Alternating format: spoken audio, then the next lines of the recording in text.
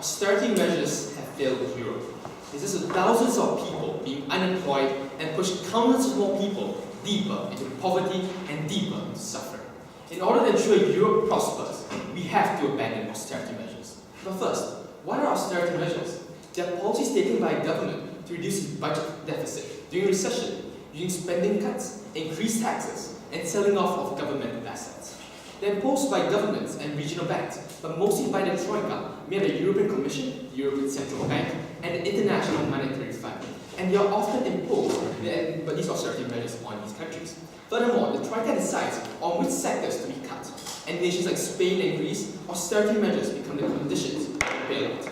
Countries that lend money, for example Germany, pressurize the Troika into forcing other countries to pay off their debt as soon as possible, leading to vital sectors being cut from the economy. And such spending cuts are often from sectors that are vital from the social security of citizens, for example, healthcare, education, transportation, or even pensions. Austerity measures have failed to deliver economic recovery even after multiple rounds. For example, Portugal implemented it 4 times, Greece 7 times, and these nations actually saw greater economic recession. For example, Portugal saw a deep recession of -4% economic growth in 2013 as a result of their austerity measures. We believe that the specific austerity measures imposed on Europe over the past decade has been badly conceived and implemented, and they're counterproductive to its recovery and instead cause massive harms. It's time to move away from these means, and so which is why we on our side, we stand for prudent government spending, increased fiscal caution, where resources are better allocated efficiently, especially under the advice of pan-European institutions. We also stand for other methods, such as fiscal stimulus, which has worked in Germany, pulling them off the recent recessions, and even in 1950s. Today, we're going to prove to you that we are the side that best benefits the economy of the country, both in the long term and in the short term. And we are the side that best protects the weakest and most vulnerable people within society. Opposition has to show us empirically how austerity, after failing multiple times, is still good for Europe. And today we're going to bring it to you in our 5-minute arguments.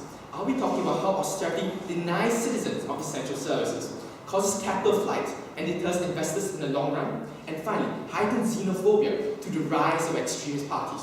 My second speaker will be talking about how austerity harms regional trade as well as harms bilateral and regional ties. On my first argument, about how austerity denies citizens of essential services.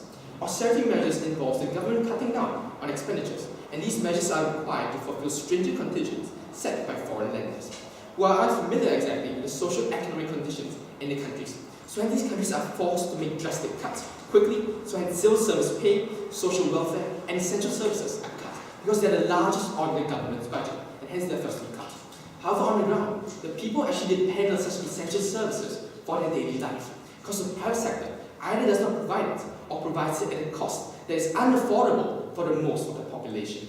Such cuts include the police force, which is cut in Latvia, the education budget, which is cut in Ireland, welfare services, which is cut in the UK, where financial aid for 3.7 million disabled people were cut as a result. As a result of these austerity measures, it denies citizens of vital services who now lack protection and security due to lack of police officers, who now lack education for their children, who now lack medical services to our patients to seek treatment and emergency aid.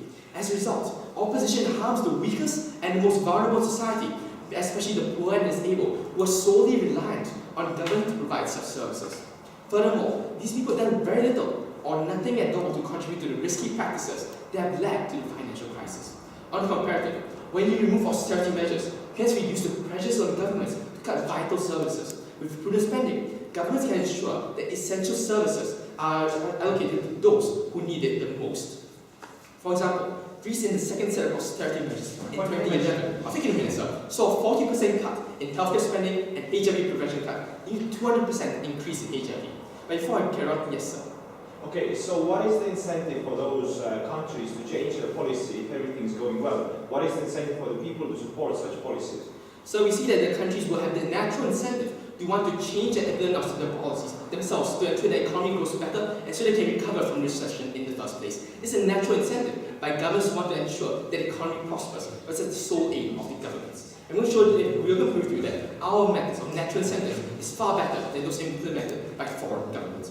Back to my examples. So Portugal currently saw a 1.5 billion euro cut in its education budget in 2012, into 2,500 teachers being laid off, 300 schools being closed, seeing a severe reduction in the standard of education in Portugal, and demonstrating the tangible harms caused by austerity measures.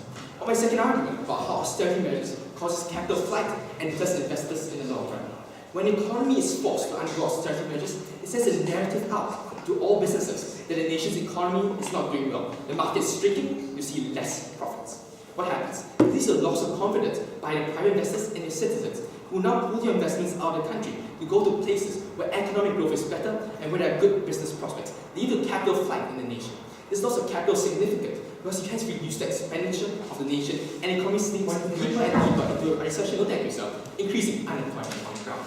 On comparative, when the European nations abandon austerity measures, you increase the level of expenditure by the nation, and hence citizens and firms will be more willing to spend and invest into greater economic activity as well as stimulating the economy, ensuring that the economy recovers in the end. For example, Portugal saw its real GDP falling from 0.9% in 2008 to -4% as of 2013 as of austerity measures, showing how large capital flight actually caused this economy to suffer.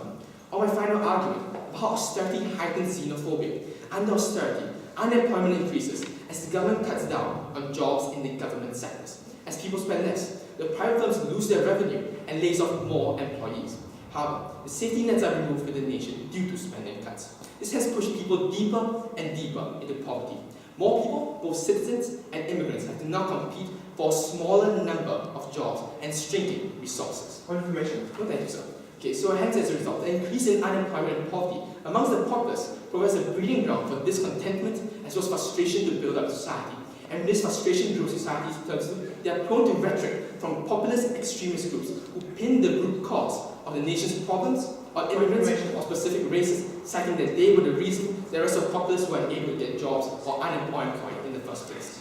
As a result, this actually leads to increased intolerance towards these immigrants or specific ethnic groups that society views to be more successful, and escalating to xenophobia within society and racism eventually, and eventual attacks on these groups, stratifying and dividing society. On comparative, when austerity measures are removed, this ensures an increase in level of government expenditure, stimulating the economy, ensuring more people spend more, hence more people are unemployed, reducing unemployment in the country, removing the basis of populist extremist parties that claims that immigrants were stealing their jobs now becomes unfounded. So hence, this extremist rhetoric is drowned out by society, ensuring society remains unified as a whole.